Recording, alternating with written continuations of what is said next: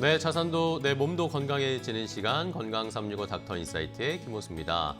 오늘은 우리 시청자분들의 건강과 또 거기에 연관된 보험으로 어떻게 내 자산을 지킬 수 있을지 알려드리려고 하는데요. 일단은 실제 치료 과정에서 부담이 커져서 요즘 또 많은 관심을 가지고 계신 암 주요 치료비 특약에 대해서 이야기를 나눠보겠고요. 또 침묵의 살인자라고 불리죠. 혈관 질환. 이 혈관 질환 관련해서는 어떻게 대비하고 보험을 준비해야 하는지도 함께 알려드리겠습니다. 마지막으로 보험을 또 관련해서 준비할 때 반드시 짚어봐야 할 기준까지 설정해 드릴 테니까요. 끝까지 함께 하시면서 내 자산도 잘 지킬 수 있는 전략 가져보시기 바랍니다. 자, 그러면 오늘 또 함께 해주실 전문가분들을 만나보도록 하겠습니다. 첫 번째 함께 해주실 보험 닥터를 화면으로 먼저 소개해 드릴게요.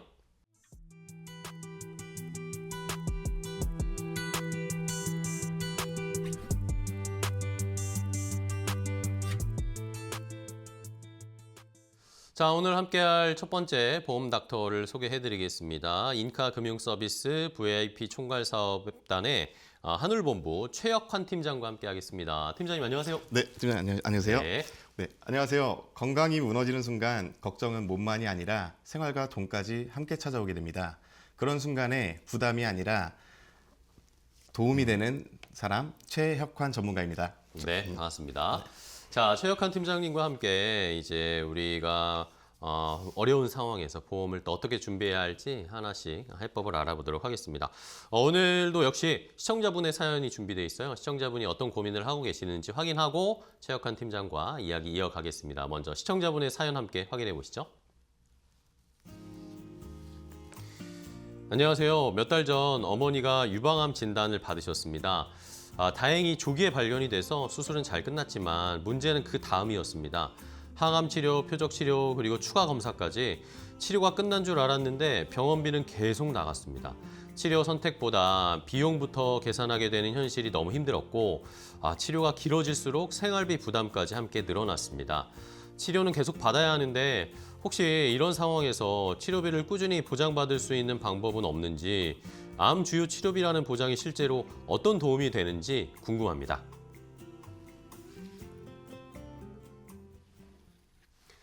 자, 첫 번째 시청자분의 사연을 함께 확인을 해봤는데 어머니께서 이제 유방암 수술을 받고 이제 좀 회복을 하시는 것 같아요. 근데 그 뒤로도 많은 치료 과정이 있으니까 이게 아마 경제적으로 좀 부담이신 것 같습니다. 자, 최혁환 팀장님과 그럼 좀 이야기를 나눠보도록 할 텐데요. 요즘 이 암 주요 치료비 관련된 특약에 대한 관심이 굉장히 많으시더라고요. 네, 전문가분들도 이것에 대해 언급을 많이 해주시는데 이게 어떤 특약인지를 설명을 해주시고 좀 시작해야 될 것 같아요. 네, 제가 설명드리자면요. 평소 건강하신 분들일수록 질병이나 치료 방법에 대해서 네. 잘 알기 어려운 게 사실 자연스럽습니다. 그쵸. 하지만 통계를 보지 않더라도 실제 생활 속에서는 암 진단과 치료를 경험하는 사례가 결코 드물지 않은 게 현실입니다. 그래서 보험이라고 하면 가장 많이 떠올리는 보험이 바로 암보험인데요. 다른 보험은 몰라도 암을 보장하는 암보험만큼은 잘 알고 계셔야 됩니다. 네, 진단비가 중요하니까 준비해야 한다는 말에 그냥 끄덕이시지 마시고 왜 중요한지, 그리고 보험회사에서 진단비 특약을 두고도 왜 주요 치료비 특약을 출시했는지 오늘 그 이유를 소개해드리려 합니다. 네, 알겠습니다. 네, 그리고 이어서 하자면 네. 2024년 암주요 치료비 특약이 새롭게 출시되었습니다.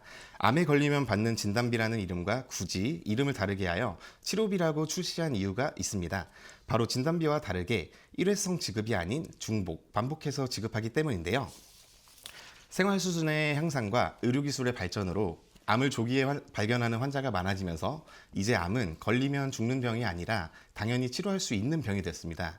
하지만 역설적으로 일찍 발견해서 치료를 금방 끝내게 된 만큼 암의 재발이나 전이 또한 증가한 것이 현실입니다. 이것이 핵심 포인트인데요. 일반적으로 진단비는 1회 지급하고 소멸되기 때문에 암이 전이되거나 재발할 경우 보험금을 지급받을 수 없습니다. 하지만 치료비 특약은 암을 진단받고 치료 행위가 있을 때마다 약속한 금액을 지급하기 때문에 꾸준하게 치료 비용을 보장받을 수 있습니다. 네, 그렇습니다. 예전에는 진단비만 받으면 그게 어쨌든 한 번에 큰 금액이 나오니까 그걸로 만족하는 뭐 패턴이었다면 이제는 또 완전히 의료의 패러다임이 바뀌다 보니까 이제는 치료비로도 계속 꾸준하게 돈이 나가는 요걸 대비해야 된다는 건데 그러면은 이 암 주요 치료비의 구체적인 보장 내용이 이제 시청자분들이 가장 궁금해하실 것 같아요. 어떤 보장이 있나요? 네, 네. 치료비 특약은 암으로 진단받고 나서 이 암을 치료하기 위한 행위가 있었는지가 가장 중요한데요. 네네. 네, 치료 행위에는 수술, 항암 약물, 항암 방사선 대표적으로 이렇게 세 가지가 있습니다. 네네. 여기서 중요한 점은 암 환자가 암 치료법을 결정할 수 있는 게 아니라는 점입니다. 암의 발병 위치나 암의 특성에 따라 환자에게 가장 적합한 치료를 의사가 진단을 합니다. 따라서 수술, 약물, 방사선의 치료 행위를 모두 보장하는 암주요 치료비 특약이 더욱 중요한 의미를 갖게 됩니다. 심지어 요새는 수술, 약물, 방사선을 동시에 실시하는 복합 치료도 굉장히 많이 시행이 되고 있습니다. 네, 각각의 치료 방법을 세부적으로 살펴보면 암 치료의 근본적인 목적은 암세포를 몸에서 이제 제거하는 것이 가장 큰 목적인데요. 그래서 수술이 가장 중요한 행위이고, 하지만 암세포의 크기, 위치, 진행 단계에 따라서 바로 수술을 할 수 없는 경우가 많습니다. 그때는 이제 너무 퍼져 있을 경우에 암세포를 줄이기 위해 수술 전에 약물과 방사선 치료를 먼저 시행을 합니다. 그래서 약물 치료는 항암제, 표적항암제, 면역항암제 등이 포함이 되고 항암제는 암세포가 더 이상 성장하지 않도록 억제하거나 파괴하는 역할을 합니다. 그리고 표적항암제는 면역항암제와는 이제 비교적 최근에 등장한 신의료 기술이고요. 특정 암세포에만 작용해 치료 효과를 높일 수 있습니다. 네, 특히 갑상선암처럼 호르몬 요법이 핵심인 암들은 수술 후 10년 이상, 심지어 평생 약을 먹어야 하는 경우도 있습니다. 네, 이런 장기 약물 치료 비용을 암 주요 치료비 특약으로 대비하면 경제적인 부담을 크게 덜어내실 수 있습니다. 네, 그리고 방사선 치료는 암세포를 고에너지 방사선으로 직접 파괴하는 치료법으로 대표적으로 전립선암, 유방암, 두경부암 치료에 사용이 됩니다. 보통 수술 전 암 크기를 줄이거나 수술 후 남은 암세포를 제거하는 보완 치료 또는 수술이 어려운 환자에게 단독 치료로 활용이 됩니다. 약물과 방사선 치료 모두 딱 한 번으로 끝나는 것이 아니라 여러 번 반복되기 때문에 주요 치료비를 통해 치료 비용을 지속적으로 지원받는 것이 경제적인 부담을 덜 수 있습니다. 네, 예를 들어서 네네. 암주요 치료비로 약속한 금액이 1,000만 원이라고 가정했을 경우에 진단 후 약물 치료, 방사선 치료, 그리고 수술 2번을 받은 경우 항목별로 각각 보장이 되며 총 4천만 원이라는 보장을 받을 수 있습니다. 네, 내년에 동일한 치료를 받았다고 한다면 내년에도 동일하게 4천만 원을 보장할 수 있습니다. 보장받을 수 있습니다. 네. 그렇군요. 어쨌든 이 치료가 계속 이어지는 경우들이 많기 때문에 이런 것들을 대비하기 위한 보장이 아마 가장 시청자분들이 원하시는 또 궁금하신 부분일 것 같습니다. 그러면 이제 궁금한 것이 그럼 기존에 있던 암보험의 특약과 지금 저희가 말씀드리고 있는 이 암 주요 치료비 특약은 어떻게 차이가 있는 건가요? 그 부분은 우선 암에 진단받으면 다니던 직장은 그만두고 치료에 네. 전념을 해야겠죠. 그럼 치료받는 동안의 치료비와 생활비에 대한 걱정은 당연한데요. 그렇죠. 네, 기존 암보험은 일회성으로 큰 금액을 지급하는 특약으로 이루어져 있어요. 예를 들어서 암에 걸리면 지급하는 진단금, 네, 수술을 받을 경우 수술비처럼 딱 한 번 지급합니다. 한 번에 큰 목돈을 지급하기 때문에 이제 암을 치료하기 위한 비용으로 사용하거나 직장에 다니지 못하는 동안의 생활비로 활용될 수 있습니다. 다만 지급받은 금액을 다 소진하게 되면 이제 앞으로의 생활비와 이제 치료비에 대한 부담이 생길 수밖에 없습니다. 그렇죠. 네, 또 지급 이후에는 특약이 사라지기 때문에 앞으로 암에 대한 보장에는 공백이 생길 수밖에 없어요. 네, 반면에 암 주요 치료비는 치료 행위에 초점을 맞추어 약관에서 정한 암 주요 치료를 받을 경우 약속한 금액을 매년 반복해서 보장을 합니다. 네, 그래서 많은 비용이 드는 항암 치료나 비급여 치료와 같은 실제 치료비로 사용하는데 굉장히 효과적입니다. 네, 다시 말해서 기존 암보험은 암이라는 소식을 들었을 때 한 번에 크게 받는 보험금, 그리고 암주요 치료비는 치료를 받을 때마다 여러 번 나누어서 지급하는 보험금이라고 생각하시면 좀 쉬울 거예요. 네, 실제 암 환자들의 경우 진단 후 짧게는 5년에서 길게는 10년 정도의 치료 기간이 필요하고 수술 이후에도 지출되는 약물, 방사선, 표적 치료, 그리고 정기 검진 등 통상 수년간의 누적 치료비가 수천만 원에 달한다고 합니다. 이처럼 치료에 적지 않은 비용과 시간이 들고 치료 기간 동안에는 일을 그만두고 치료에 전념해야 되기 때문에 진단금으로 충분하지 않은 부분을 보완하기 위해 출시된 특약이 바로 암 주요 치료비입니다. 주요 치료비는 연애 1회 또는 수회, 그리고 진단일로부터 10년 또는 최대 보험 만기까지 보장이 됩니다. 그래서 진단금으로 부족한 장기적인 치료 비용을 암 주요 치료비로 보완할 수 있습니다. 그리고 진단금과 더불어 암 주요 치료비는 비용 때문에 치료를 포기하지 않도록 도와주는 든든한 버팀목이 될 수 있습니다. 그렇군요. 차이점을 좀 알아봤습니다. 자세하게 설명을 해주셨는데, 그러면은 이게 또 암 치료 관련해서 국가에서도 지원해 주는 게 사실 있잖아요. 암 진단하고 만약에 수술을 하면 국가에서 치료 비용 지원해 주는 그런 제도가 있다고 하던데, 요걸로는 그러면 커버가 힘든 건가요? 네, 이게 맞습니다. 그 국가 지원 제도인 암 산정 특례라는 이제 진단 확정일로부터 최대한 5년간 암 환자 본인의 치료 부담금을 5%에서 10%로 크게 낮춰주는 아주 좋은 제도예요. 좋은 제도인데, 하지만 이제 국가에서 지원해주는 암 치료는 급여 항목에만 적용이 되고 5년이 지나면 환자가 전액 부담해야 되는 구조가 조금 있어요. 네, 게다가 실제 암 치료 현장에서는 급여 치료보다 비급여 치료의 비중이 좀 훨씬 큽니다. 그렇죠. 네, 그러다 보니까 이제 대표적으로 표적항암제, 면역항암제, 그리고 중입자 치료처럼 완치율이 높은 신의료 기술은 대부분 수천만 원 이상의 비용이 들고, 이 치료들은 비급여로 분류되기 때문에 환자 본인의 부담이 좀 만만치가 않습니다. 비싼 비급여 치료를 국가 지원에서 제외를 하다 보니 치료를 선택할 때 비용이 아주 지금 가장 큰 고민거리로 남아 있습니다. 네, 이런 이유 때문에 실제 치료비 부담을 직접적으로 줄여주는 암 주요 치료비 특약이 수요가 좀 많은 편입니다. 네. 알겠습니다. 뭐 국가에서 지원해주는 암 산정 특례가 있긴 하지만 그거는 거의 급여와 관련된 항목만 지원해주는 경우가 대부분이고 또 기간도 한정되어 있으니까 네, 맞습니다. 어쨌든 추가적으로 좀 준비하는 게 아무래도 더 도움이 되겠다라는 의견이셨고 좋습니다. 그럼 시간이 또 막 거의 다 돼서 마지막으로 네. 우리 팀장님이 그러면 오늘 알려주신 내용을 핵심적으로 좀 요약을 해주신다면요. 정리 좀. 네, 정리하자면요. 암 주요 치료비는 수술, 약물, 방사선 등 치료를 받을 경우에 연애 1회 반복해서 최대 10년에서 만기까지 장기적으로 보장을 합니다. 그리고 기존 암보험의 진단금은 한 번 크게 목돈처럼 받는다면 암주요 치료비는 치료를 할 때마다 여러 번 나누어서 지급을 하게 되고요.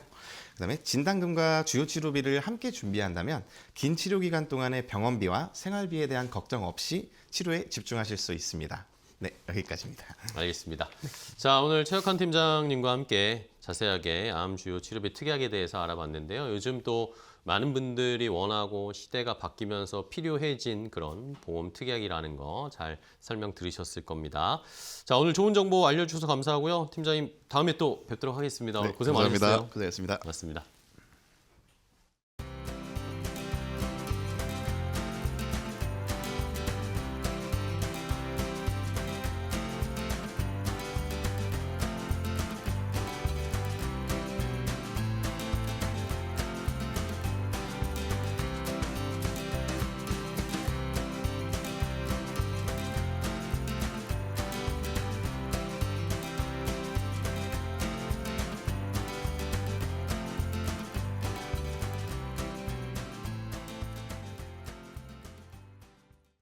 자, 건강 365 닥터 인사이트와 함께하고 계십니다. 이제 또 두 번째 보험 닥터를 만나보도록 할 텐데요. 어떤 분과 이야기 나눌지 화면으로 먼저 인사드리겠습니다.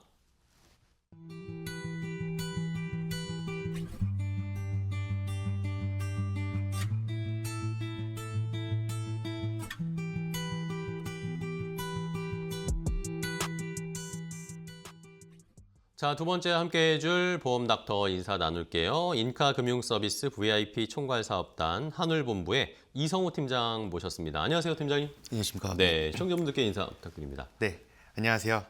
알면 보험이고 모르면 모험이라고 하죠. 정확하고 똑똑한 설계로 책임지는 이성우 팀장입니다. 반갑습니다. 네, 반갑습니다. 자, 이성우 팀장님과는 또 어떤 이야기를 나눠볼까요? 두 번째 시청자분의 사연이 또 역시 준비되어 있습니다. 두 번째 시청자분의 사연 확인하고 이야기 이어가겠습니다. 함께 보시죠. 안녕하세요. 얼마 전 예능에 나온 김수용님을 봤습니다. 우리나라 사람들에게 가장 많이 발생하는 질환이 바로 뇌혈관 질환과 심혈관 질환이라고 하는데 특히 요즘 같은 겨울철에 더욱 위험하다고 하더라고요. 건강 관리도 중요하겠지만 혹시나 나에게 무슨 일이 생겼을 때 보험으로는 어떻게 혜택을 받을 수 있는지 궁금해서 사연을 보냅니다. 혈관 질환 보험은 어떻게 준비하는 게 좋을까요? 자, 두 번째 시청자분은 이제 혈관 질환에 대해서 궁금하신 것 같아요. 뭐 요즘 날씨가 또 춥고 이러면 혈관 수축되고 뭐 이러면서 뭐 병원에 가시는 분들도 생기는데 그걸 좀 미리미리 대비를 하면 좋을 것 같습니다. 이성호 팀장과 이야기 나눠볼 텐데요. 팀장님 일단은 뭐 건강 관리를 잘 기본적으로 하셔야겠지만 그렇죠. 네. 이 혈관 질환에 어떤 병들이 질병들이 있는지를 좀 파악을 하셔야 될 것 같아요. 우리 시청자분들이 나도 이런 증상이나 이런 걸 조심해야겠다 생각하실 것 같은데요. 네. 일단 혈관 질환이라고 하면요. 혈관이 막히거나 파열돼서 발생하는 질환을 혈관 질환이라고 그렇죠. 하고요. 네. 대표적으로는 이제 뇌혈관 질환하고 심혈관 질환이 있습니다. 네. 요즘같이 추워지는 겨울철이 되면 혈관 질환 환자가 좀 더 급증을 많이 하게 되는데요. 따뜻한 실내에 있다가 추운 외부로 나가게 되면 혈관이 갑자기 수축, 확장을 반복적으로 움직이면서 혈관이 약해지게 됩니다. 겨울철 추워진 날씨로 체온이 떨어지고 이때 혈소판을 활성시키고 혈액의 점도를 높여서 혈전 형성을 촉진하게 됩니다. 이런 변화가 겨울철 혈관 질환 환자가 급증하는 원인이 되겠습니다. 대표적인 심혈관 질환에는 심근경색증과 협신증, 심부전증이 있고요. 뇌혈관 질환에는 뇌경색과 뇌출혈 등이 있습니다. 그렇습니다. 자, 요즘같이 뭐 따뜻한 데 있다가 갑자기 추운 데 가면은 또 몸이 이상 반응을 보일 수 있으니까 네. 그런 것도 유의하셔야 되겠고 몸 관리, 온도 관리, 체온 관리. 네. 말씀해 주신 뭐 뇌출혈, 협심증, 심근경색 이런 거 말만 들어도 무서운데 그러면 이런 혈관 질환이 아까도 뭐 살짝 말씀드렸죠. 이게 왜 무서운 가장 위험한 질병이다. 뭐 소리 소문 없이 찾아오는 질병이다. 왜 그렇게 불리는 걸까요? 일단 건강하신 분들이라면 당연히 대수롭지 않고 체감하기 어렵겠지만 네. 심장질환과 뇌혈관 질환은 실제로 우리나라 사망 원인 2위를 차지할 정도로 우리가 굉장히 매우 가까운 질병이라고 할 수 네네. 있습니다. 평소 특별한 증상이 없더라도 몸속에서는 조용히 진행되는 경우가 굉장히 많아 침묵의 살인자라고 불리기도 하는데요.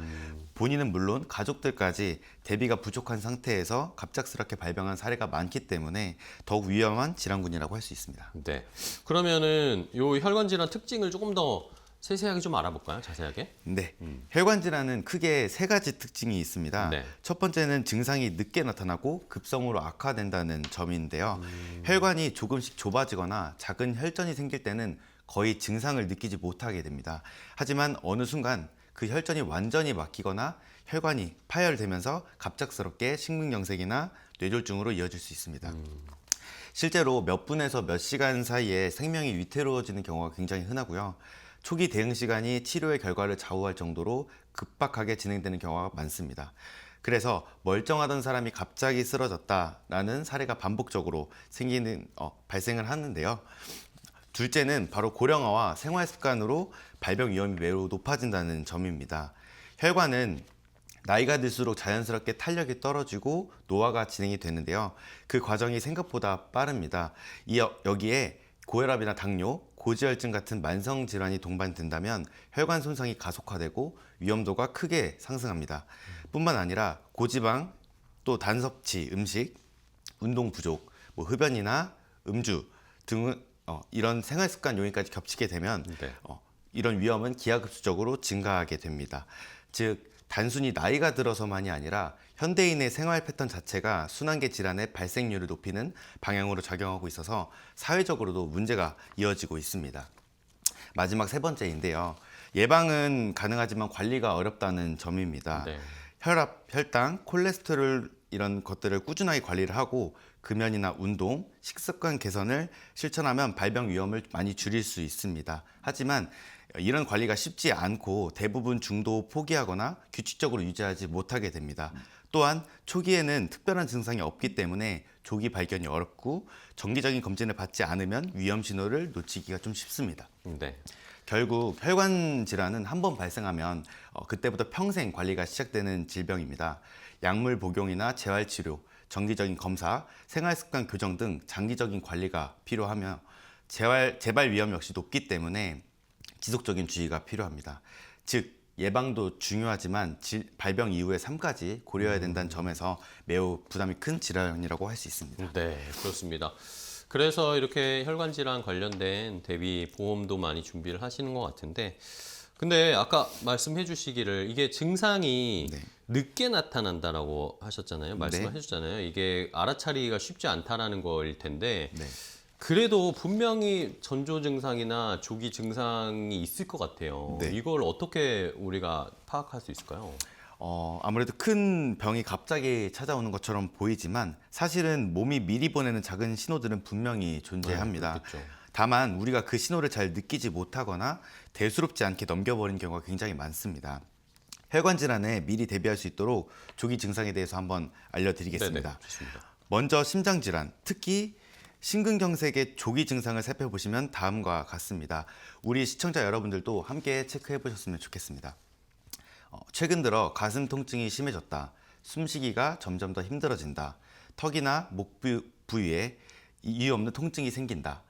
팔이나 어깨 쪽으로 통증이 뻗어나간다 하시는 분들은 절대 가볍게 넘기시면 안 됩니다. 이런 증상들은 심장 혈관이 막혀가고 있다는 중요한 신호일 수 있기 때문에 가능한 빨리 병원에 방문해서 검사를 받으실 걸 추천드립니다. 네. 또 뇌졸중의 조기 증상도 한번 반드시 알아두셔야 하는데요. 최근 들어 시야가 흐려지거나 사물이 두 개로 보인다. 또는 몸 한쪽이 힘이 빠지거나 마비 증상이 종종 나타난다. 평소와 다르게 심한 두통이 자주 온다. 또는 어지럼증이 잦다. 갑작스럽게 말이 나오지 않는다거나 발음이 꼬인다 하시는 분들은 뇌혈관 문제를 의심해 보셔야 합니다. 이런 경우 역시 지체하지 마시고 병원에 가셔서 정확한 진단을 받아보시는 것을 추천드립니다. 네. 자, 그러면 이렇게 어쨌든 대비를 하고 뭐 생활 습관도 유지를 하지만 네. 혈관 질환이 발생을 했다. 그런 경우에는 어떻게 대비를 해야 될까요? 정말 그런 일이 생기면 당연히 안 되겠지만 네네. 만약에 나에게 위험이 생긴다면 일단 위험으로부터 나를 보호해 줄 수 있는 보험을 제대로 준비하는 것이 필요하다고 생각을 합니다. 갑작스럽게 질병이 찾아왔을 때 치료비로 인해서 경제적인 부담까지 겪게 된다면 회복 과정이 좀 더 훨씬 어려워질 수 있기 때문에 미리미리 대비를 잘 해놓으셔야 예상치 못한 상황에서도 경제적으로 안정적인 대응을 하실 수 있다고 생각합니다. 네. 그러면은 이 혈관 질환 보험 어떻게 대비해야 되는지 좀 구체적으로 이제 준비를 해볼까요? 네. 네. 지금부터 혈관 질환 보험을 잘 준비하는 방법을 알려드리겠습니다. 네. 먼저 보험회사에서는 혈관 질환 보험을 질병 분류 코드에 따라서 구분해서 판매를 하고 있습니다. 뇌혈관 질환부터 설명을 좀 드리자면 네. 질병 분류 코드 I60부터 I69까지의 질병 분류 코드를 보장하는 진단비를 바로 뇌혈관 진단비라고 하고요. 네. I60부터 I66까지의 질병 분류 코드를 보장하는 진단비를 뇌졸중 진단비라고 합니다. 그리고 질병 분류 코드 I60부터 I62까지 보장하는 진단비를 뇌출혈 진단비라고 합니다. 쉽게 좀 설명을 좀 드리자면 뇌혈관 질환의 초기 단계에서부터 보장하는 진단비가 바로 뇌혈관 질환 진단비고요. 혈관이 좁아지거나 막히는 뇌경색 단계부터 보장하는 진단비가 뇌졸중 진단비라고 합니다. 마지막으로 뇌출혈 시 보장하는 뇌출혈 진단비가 바로 있습니다. 네. 자, 그럼 제가 사회자님께 하나 질문을 좀 드려보겠습니다. 네. 사회자님께서는 이 세 가지 진단비 중에 딱 한 가지만 좀 준비를 하신다고 한다면 어떤 진단비를 준비하시겠어요? 아무래도 범위가 제일 넓은 걸 해야 되지 않을까요? 뇌혈관 진단비? 이걸 네. 해야 되지 않을까요? 네, 맞습니다. 맞나요? 네, 맞습니다. 사실 보장 범위가 넓다는 건 쉽게 말해 고객님들 입장에서는 보험금 청구가 수월하다고 저는 의미라고 생각합니다. 네네. 진단비의 유무가 사실 정답은 아니지만 네. 보험을 하는 이유를 생각을 해본다면 보장 범위가 넓은 뇌혈관 질환 진단비를 하시는 것이 좋다고 생각을 합니다. 네. 다음 심장 질환도 한번 볼게요. 그럴까요? 심장 쪽도 마찬가지인데요. 보시면 질병 분류 코드 I20부터 I25까지의 보장을 받을 수 있는 진단비를 허혈성 심장질환 진단비라고 합니다.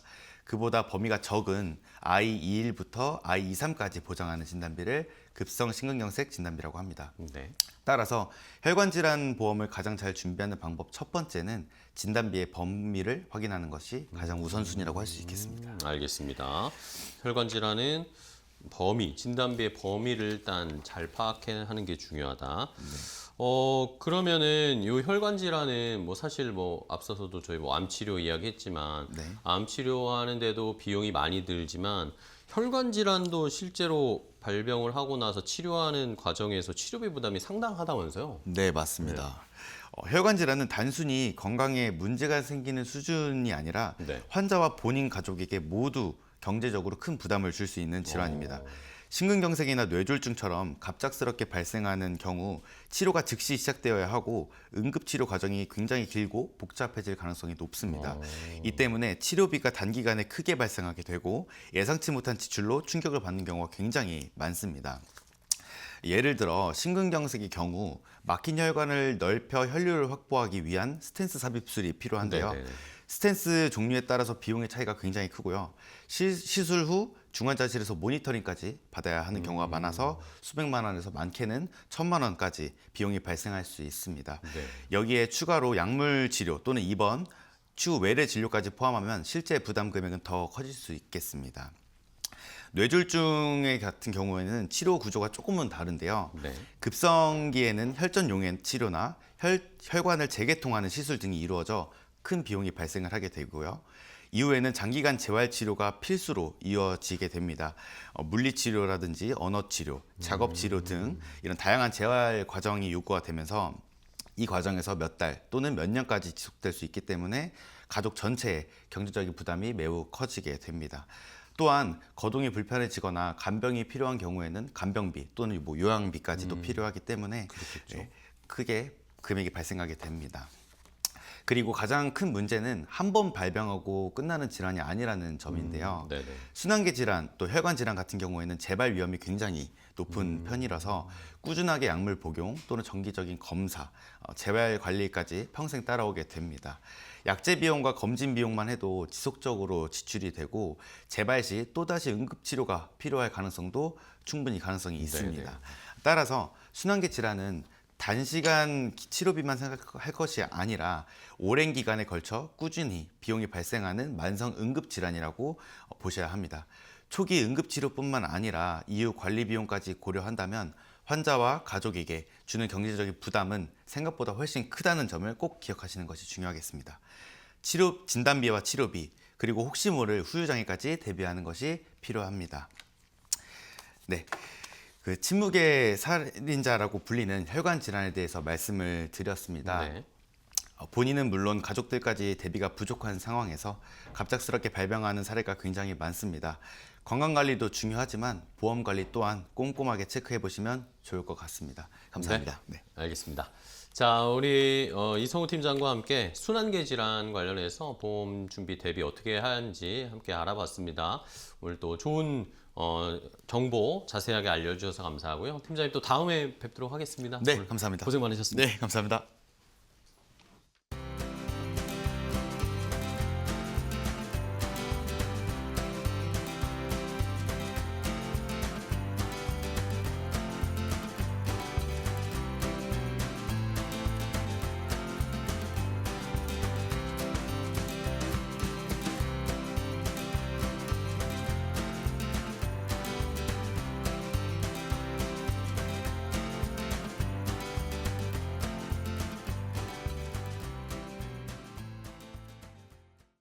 자, 세 번째 또 보험 닥터와 함께 이야기를 나눠보겠습니다. 어떤 분이 준비를 하고 계신지 함께 화면으로 만나볼까요?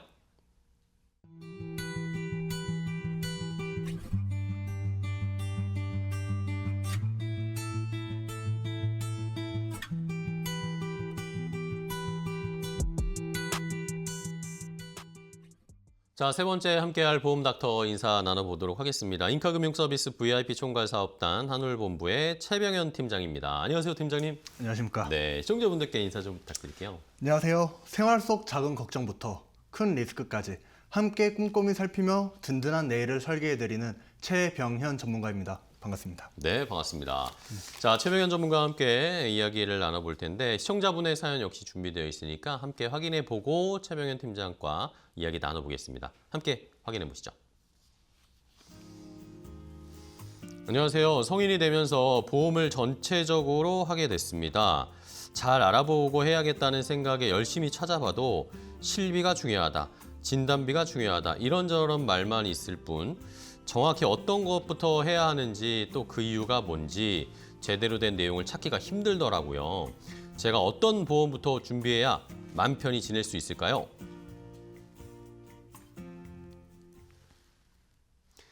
자, 세 번째 시청자분의 사연을 함께 확인을 해봤는데 보험을 내가 전체적으로 한번 잘 세팅을 해보고 싶은데 뭐부터 해야 될지 모르겠다라고 생각을 하시는 것 같아요. 최병현 팀장님께 그 노하우, 조언을 좀 들어보도록 하겠습니다. 자, 팀장님 아무래도 새로 이제 전체적으로 보험을 준비하시는 분이라면 우리가 유추해 보건대 아마 사회초년생이시거나 이제 막 준비를 하시려는 분 같아요. 맞습니다. 이런 분들 이제 보험을 처음에 어떻게 준비해야 돼 고민이 많으실 텐데 어떻게 시작을 해야 됩니까?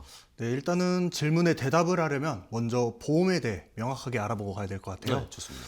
앵커님은 보험이 뭐라고 생각하십니까? 보험이요? 위험에 대비하는 뭔가 안전판 같은 거? 어떻게 보면은 맞습니다. 네. 정확히 말씀드리면은 보험이 한자입니다. 지킬 보자에 험할 험. 아. 위험으로부터 보장을 받는다. 여러 방면으로 문제가 생겼을 때 보장을 받을 수 있는 게 보험이죠. 그럼 우리가 이제 필수적으로 준비해야 되는 건 뭐가 있을까요? 그냥 일반적으로는 저희가 뭐 실손보험 실비는 제일 먼저 준비해야 된다 이런 게 있고 맞습니다. 뭐 아니면 3대 질환 뭐 이런 거 준비해야 되지 않을까요? 정확합니다. 그럼 네, 너무 정확하셨어요. 네. 아무래도 앞에서 좀 듣고 오셔서 그런지 네, 배웠습니다. 확실하게 대답을 해주셨는데, 그럼 우리 모두 왜 실비와 3대 질환 보험을 가지고 있을까요? 아무래도 그게 확률이 높으니까 이걸 미리 준비해 놔야 한다라고 생각하는 거 아닐까요? 맞습니다. 대부분 제가 현장에 나가 상담을 해보면 네네. 앵커님처럼 대답하십니다. 아. 우리가 보험을 가입하는 이유는 말씀하신 것처럼 아주 간단합니다. 질병, 상해, 사고, 화재, 배상 책임, 운전자 등 결국에 큰일이 생겼을 때 청구를 하려고 준비를 합니다. 네네. 그중 암보험과 실비를 가장 많이 갖고 있는 이유는 가장 청구를 많이 하는 보험이기 때문입니다. 그렇기 때문에 보험을 준비하는 방법은 병원을 가는 순서와 같다고 볼 수 있습니다. 알겠습니다. 알 것도 같고 이해가 되는 것 같기도 하고 조금 이제 어렵기도 한데 그러면 쉽게 이제 뭔가 예시를 보고 좀 이해하면 좋을 것 같아요. 예를 들어 우리는 아파서 병원에 가면 가장 먼저 어떤 걸 하실까요? 데스크에 접수, 그렇죠? 그리고 의사 선생님을 만난 뒤 간단한 검진 혹은 검사를 받게 됩니다. 접수, 진료, 검사 혹은 검진 단계에 유일하게 청구가 가능한 보험은 바로 실비입니다. 가장 청구할 일이 많은 보험이죠. 그렇기 때문에 보험은 맨 처음 실손 의료비를 준비하는 게 가장 중요합니다. 네. 실손 의료비, 즉 실비, 실제 손해본 비용을 보상해주는 모든 보험의 기본이고 기둥이 되는 보험이라고 생각합니다. 그럼 이제 병원으로 돌아와서 네. 접수, 진료, 검사 끝난 다음에 무슨 단계가 있을까요? 다음에 바로 또 의사 선생님과 진료를 보지 않을까요? 맞습니다. 네네네. 이제 검사 결과에 대해 내용을 듣기 위해서 의사 선생님과 진료를 봅니다. 바로 진단입니다. 진단. 네. 어떤 병에 대한 진단을 받거나 현재 상태에 대한 진단이 내려집니다. 진단이 내려진 후에 우리는 치료 단계를 받게 되죠. 간단한 감기일 수도 있고 우리가 걱정하는 큰 질병일 수도 있죠. 감기라면 주사나 약 처방을 받고 집으로 귀가하면 되지만 네. 큰 질병이라면 치료 방향을 잡습니다. 이 단계까지 진행이 됐을 때 우리는 한 가지 더 청구할 수 있게 됩니다. 어떤 게 있을까요?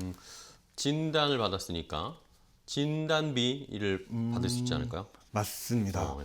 진단비가 맞습니다. 실비 다음으로 우리나라 사람들이 가장 많이 갖고 있는 3대 보험, 질병보험. 3대 질병을 진단받았으면 2단계의 청구가 가능하겠습니다. 물론 깊게 접근을 한다면 검사 후에 의심소견을 받고 조직검사 후에 진단이 되는 순서가 있지만 이해하기 쉽게 아주 간단한 검사 혹은 정밀 검사 혹은 정밀 검사 후에는 우리는 진단을 받고 우리 보험에 있는 진단비를 청구할 수 있게 됩니다. 여기서 우리는 또 하나의 고민을 하게 됩니다. 우리는 진단비를 어떻게 준비해야 될까? 얼마나 준비를 해야 될까가 그러게요. 고민입니다. 앵커님은 그럼 우리는 어떤 진단비가 필요할까요?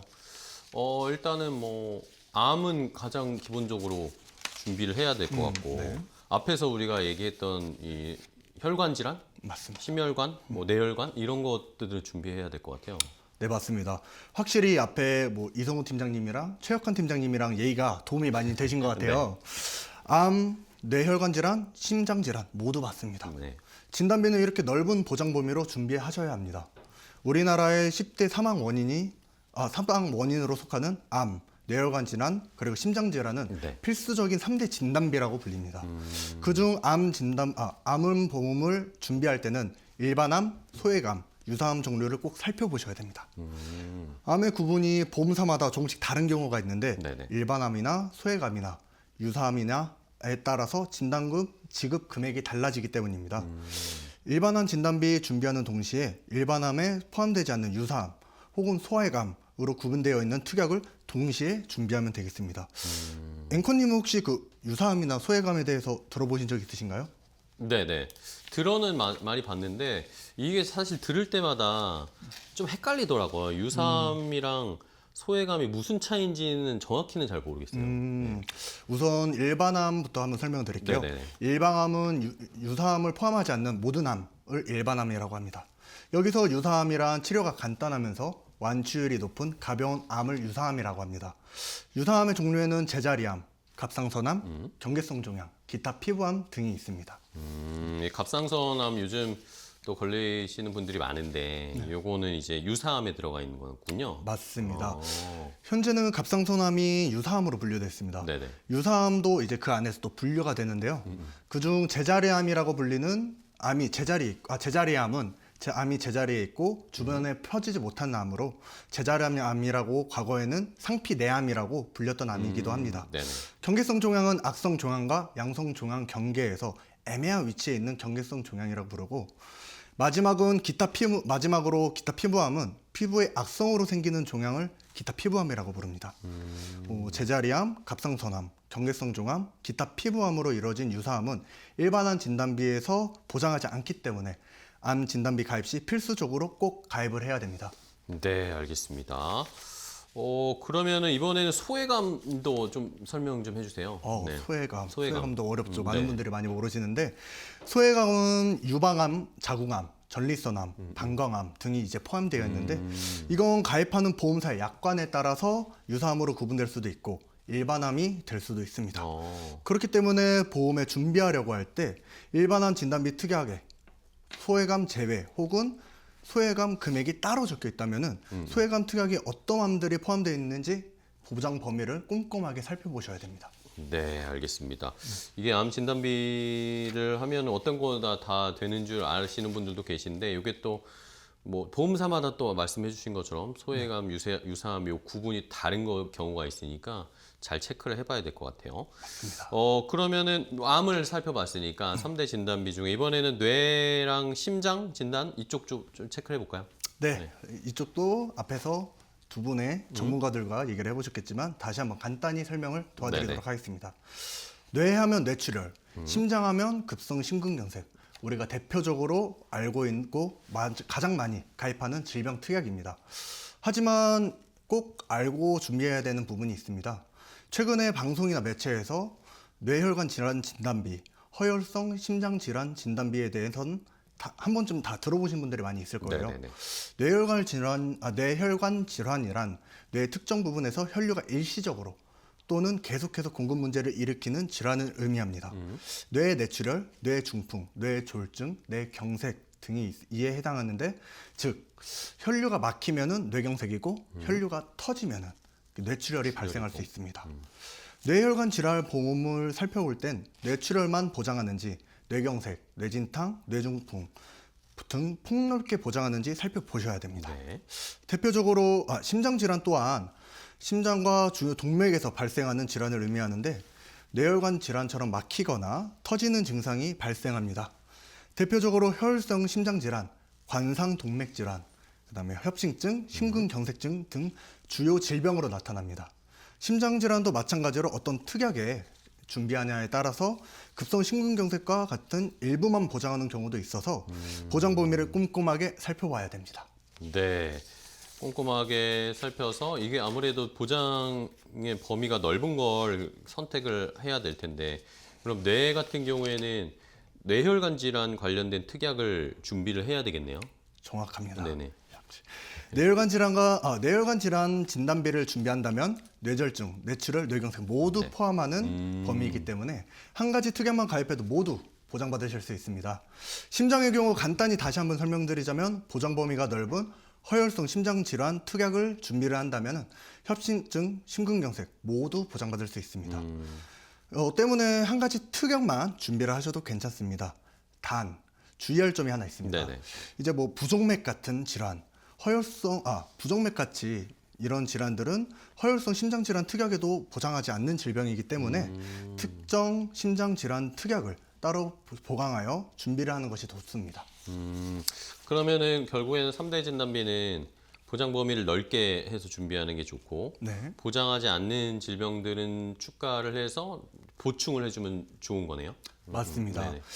질병은 저희가 선택하여 걸리는 것이 아니기 때문에 그쵸. 뇌출혈과 급성 심근경색증처럼 일부만 보장하는 특약에 높은 금액을 설정하기보다는 넓은 범위를 구성한 다음에 일부 특약으로 보장하는 것을 가장 안전한 방법이라고 저희는 생각을 하고 있습니다. 네. 보험을 준비하는 이유를 다시 한번 상기해 보겠습니다. 네. 우리는 보험금을 청구하려고 가입을 하는 겁니다. 결국에는 어떤 질병에 대해 진단을 받든 청구를 하고 보험금을 지급받아야 되는데 보장 범위를 좁게 설정한 경우 일부 질병에 대해서만 보장을 하기 때문에 문제가 발생할 수 있습니다. 네. 자, 그러면은 이제 시청자분들 중에도 이런 게 궁금하실 수 있을 것 같은데, 3대 진단비를 준비를 할 때, 이 진단비는 그러면은 금액을 어느 정도로 준비를 하는 게 좋을까요? 이제 진단비 금액에 대해서 좀 말씀을 네네. 드리면 이제 진단비는 큰 질병에 대한 진단을 받고 시급하게 치료를 받아야 되는 상황에서는 진단비는 큰 도움이 돼요. 네. 하지만 실손 의료비가 있으면 치료비의 일부는 실비로 도움을 받을 수 있습니다. 그렇죠. 그럼에도 진단비가 필요한 이유는 우리가 큰 질병에 걸려 당장 일을 하지 못할 때 상황이 오게 되면은 그 진단비는 우리의 생활비로 쓰일 수 있기 때문입니다. 가정마다 개인의 고정 지출 금액이 다르기 때문에 생활비로 쓰이는 것도 금액도 다를 것이고 그래서 그 가정마다의 진단비 설정 금액 차이도 있겠습니다. 진단비가 그냥 단순히 치료비로서만 쓰인다고 생각하면 안 되겠네요. 맞습니다. 진단비는 치료비에 쓰이기도 하지만 당장 내가 아프다고 해서 자동차에 내는 할부값 혹은 집에서 내는 관리비, 전화요금, 식비 등은 지출이 계속 있으니까 네네. 이 진단비를 활용해서 일을 못하는 동안에 나가는 생활비를 해결을 하는 거죠. 필요에 따라 간병인 비용이라든가 요양을 하는데 쓰이는 비용으로 필요하기도 합니다. 이렇게 보니까 진단비를 어떻게 활용해야 되는지를 이제 조금 이해가 되는 것 같아요. 그러면은 요 다음 과정으로 넘어가야 될 것 같아요. 진단비 다음으로는 그럼 또 어떤 게 필요할까요? 그럼 이제 다시 병원으로 한번 돌아가 볼게요. 네. 진단받은 다음 우리는 이제 치료를 하게 됩니다. 네. 정기적인 입원이 필요할 수도 있고 수술로 치료를 할 수도 있습니다. 네네. 이럴 때 필요한 입원비와 수술비가 있습니다. 수술비와 입원비는 필수적으로 가입해야 되는 것은 아닙니다. 네. 다만 진단비는 일회성으로 한 번만 받고 내 보험에서 사라진다면 수술비와 입원비는 반복적인 청구가 가능한 특약입니다. 병이 재발되는 경우 진단비가 내 보험에서 이미 지급된 후 소멸이 되었다면 이때 청구가 가능한 건 수술비 그리고 입원비 특약입니다. 때문에 진단비를 좀 더 보완할 수 있습니다. 또한 우리가 살면서 걸리는 질병이 암, 뇌, 심장 말고도 다른 질병이 무수히 많습니다. 네. 예를 들어 건강검진하면서 가장 많이 발견되는 게 용종입니다. 네. 우리 앵커님은 용종 제거를 해보신 적 있으실까요? 네, 해봤어요. 언제쯤 건강검진 해보셨어요? 할 때마다 나오더라고요. 술을 좀 좋아하시나 봅니다. 네. 맞습니다. 이제 대부분 분들이 이제 용종 제거를 많이 하시는데 네. 큰 질병은 아니지만 쉽게 발병하는 대장 용종과 맞아요. 같은 수술비도 실비뿐만이 아닌 이 수술비 특약에서 청구가 가능합니다. 수술비 또한 특정적인 수술이 아닌 질병 수술비나 종수술비 특약과 같이 보장 범위가 넓은 특약으로 가입을 한다면 대부분 수술비는 청구가 가능합니다. 네, 그렇습니다. 저도 사실 좀 용종 제거했다고 하는데 그때마다 쏠쏠하게 아, 받았던 것 같아요. 다 청구를 하셨나요? 네. 아마 쏠쏠했을 겁니다. 네, 많이. 그렇습니다. 아유, 좋습니다. 물론 뭐 건강을 더 잘 유지해서 다음엔 안 나오게 해야 되겠죠. 술을 줄이는 것이 답입니다. 네. 네. 그러면은 아까 마지막에 설명을 해주셨는데 또 질병 수술비랑 종 수술비는 이건 또 차이가 뭔가요? 이제 그 두 가지의 차이점은 이제 보장 범위와 가입 금액에서 차이가 있습니다. 질병 수술비는 수술비 중에 가장 넓은 보장 범위를 가지고 있어요. 쉽게 생각해서 보험 약관에서 정의하고 있는 수술적 정의에만 해당을 한다면 네. 대부분의 수술에서는 보상을 받을 수 있는 특약입니다. 다만 단점으로는 가입할 수 있는 한도가 몇십만 원으로 매우 적어요. 특정 수술이 아닌 포괄적인 수술 범위를 보장해주기 때문에 네네. 이제 보험회사 입장에서도 제어를 하는 거죠. 네. 대신 이 단점을 커버할 수 있는 게 종수술비 특약입니다. 네. 종수술비는 질병 수술비 다음으로 보장 범위가 넓은 수술비 특약이에요. 우리 종수술비는 수술의 경증 부위와 따라서 1종, 2종, 3종, 4종, 5종으로 구분을 하고 보장 금액을 차등 지급하고 있습니다. 네. 보험사마다 차이는 있겠지만 최대 1종은 30만 원, 2종은 50만 원, 3종은 300만 원, 4종은 400만 원, 5종은 2천만 원까지 구성이 가능합니다. 가벼운 수술을 한다면 1, 2종 중에 포함되는 것이고 네. 무저온 수술을 한다면 3, 4, 5종 중에 포함이 되어 지급이 됩니다. 그렇기 때문에 종수술비 특약 하나로 작은 수술부터 큰 수술까지 보장을 받으실 수 있습니다. 그러면 이게 어떤 특약 넣을지 막 고민하지 않아도 요걸 이제 세트로 하게 되면은 어쨌든 든든하게 준비를 할 수 있겠네요. 맞습니다. 오. 네, 수술비 특약은 어떻게 구성하냐에 따라서 실비가 없으신 분들에게 네. 큰 도움이 됩니다. 질병 수술비, 상해 수술비, 질병 종 수술비, 상해 종 수술비 이렇게만 준비를 하셔도 폭넓게 머리부터 발끝까지 든든한 보장 받으실 수 있으실 겁니다. 알겠습니다.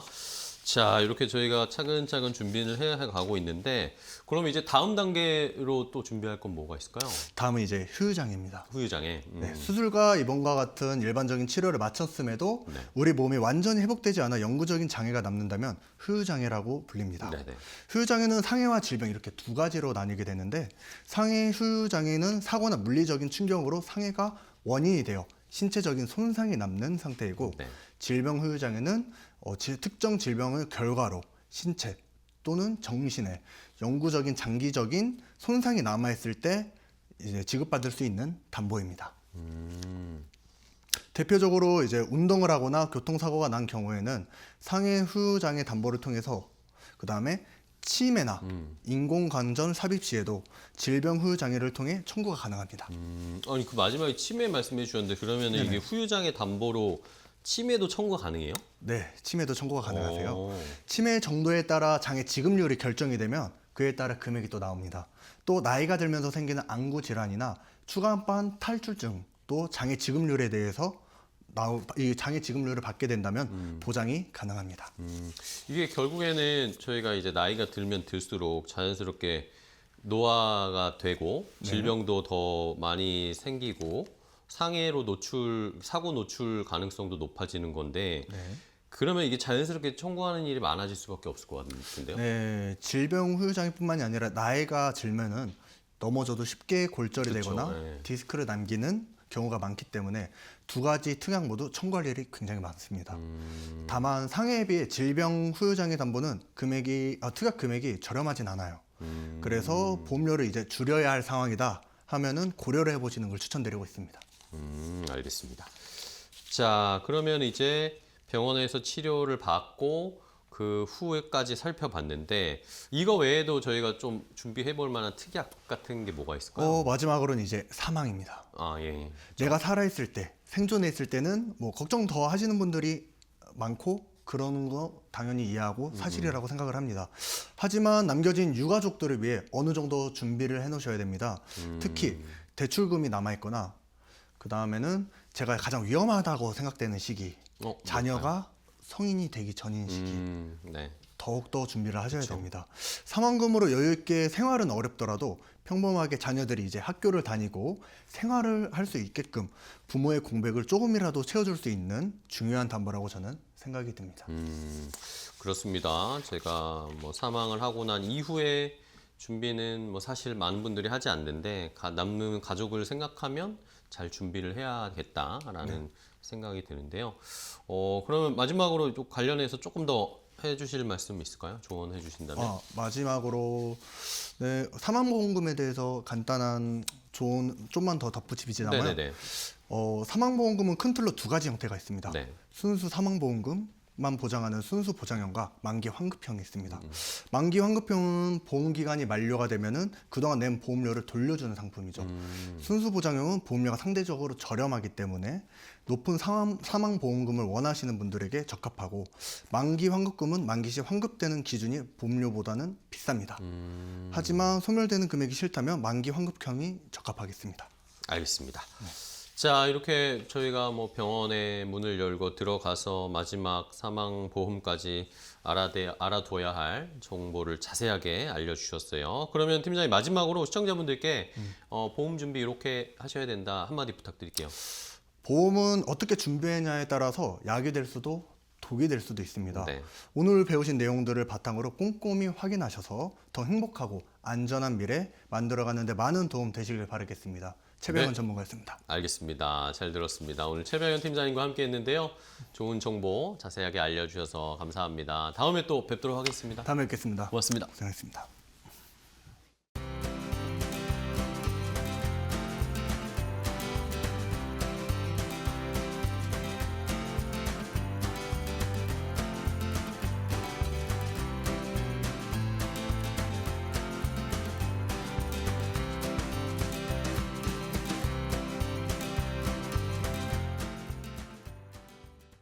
건강 365 닥터 인사이트, 오늘 저희가 준비한 정보는 여기까지 전해드리겠습니다. 저희 내일도 더 알찬 정보 가지고 찾아뵙겠습니다. 시청해주신 여러분 고맙습니다.